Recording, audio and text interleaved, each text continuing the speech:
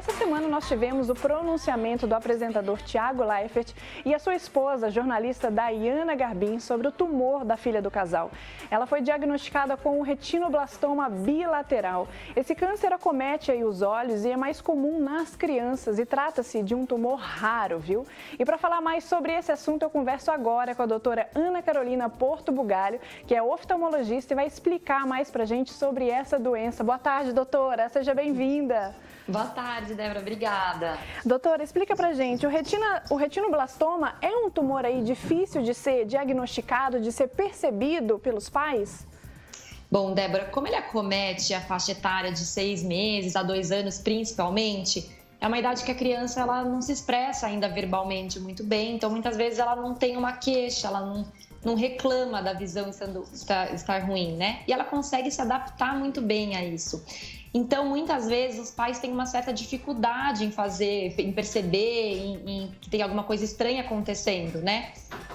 O principal sinal, que é o reflexo branco, que muitas vezes dá essa dica aí para os pais que tem alguma coisa estranha acontecendo. Sim. E, doutora, no caso da Lua, né, filha do apresentador Thiago Leifert, foi nos 2 olhos, foi bilateral. O principal sintoma que eles relataram quando eles fizeram o pronunciamento foi o reflexo brilhante nos olhos. Esse seria o principal sintoma?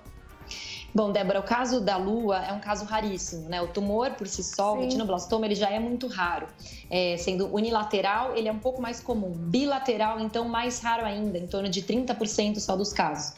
Tanto unilateral quanto bilateral, o principal sintoma, o principal sinal é o reflexo esbranquiçado.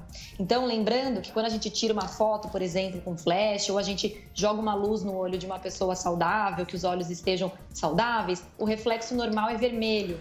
Quando tem alguma coisa estranha acontecendo, pode ter um reflexo esbranquiçado, que no caso do retinoblastoma é um sinal muito frequente. Mas lembrando, Débora, que não é exclusivo do retinoblastoma. A gente tem algumas doenças mais prevalentes, como, por exemplo, a catarata congênita, algumas doenças infecciosas, alterações congênitas, que também dão esse reflexo esbranquiçado. E, doutora, ele pode estar presente também no nascimento da criança, por exemplo, naqueles primeiros exames que as crianças fazem, o recém-nascido faz?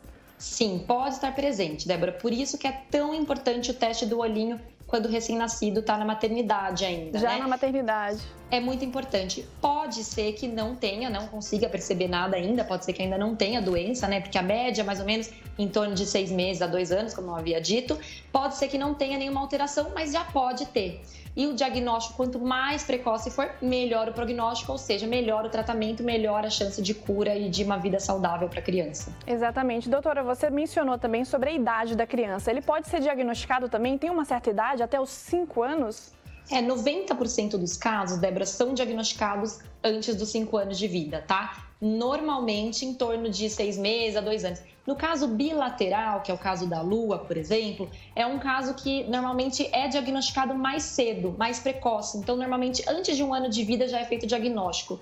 Quando é unilateral, um olhinho só, normalmente um pouco mais tardio, um pouco mais perto de 2 anos. Sim. E, doutora, ele chega a ser genético, por exemplo, se uma pessoa teve um caso na família, ele chega a ser genético para a criança também? Já sabemos que ele é realmente um câncer, um tumor genético mesmo, tá? A gente sabe que tem um gene envolvido no cromossomo 13. Então, pode existir a forma hereditária, sim, que a gente passa isso para a próxima geração. E, doutora, durante o tratamento pode ter algum efeito bem grave, assim, colateral bem grave, assim, no tratamento da criança? Existem vários tratamentos que vão depender de como está a doença, né? Então, a gente tem um estágio de A até E. No caso da Lua, por exemplo, foi diagnosticado já no estágio E, que é o estágio mais avançado. E aí a gente pode fazer vários tratamentos, como crioterapia, quimioterapia venosa ou quimioterapia arterial, que é o caso que está sendo feito na Lua, que é um tratamento super específico.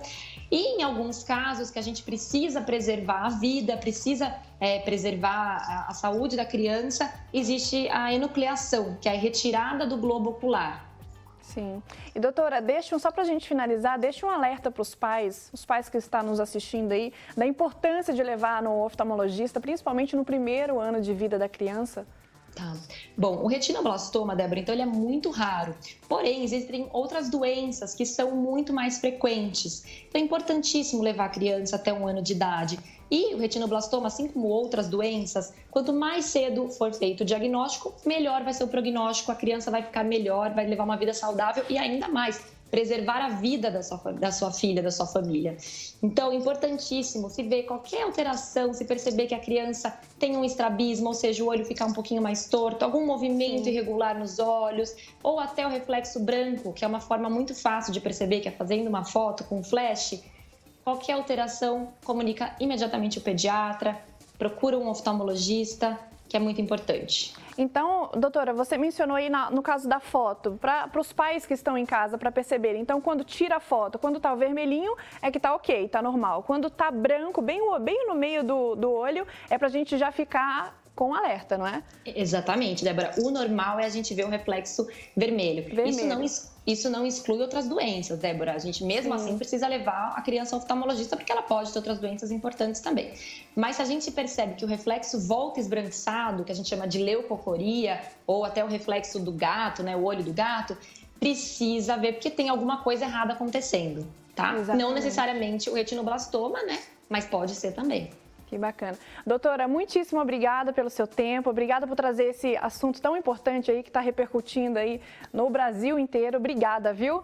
Obrigada a vocês, Débora. Obrigada, tchau, tchau. E fica um alerta também para os pais, né, para acompanhar as crianças no oftalmologista.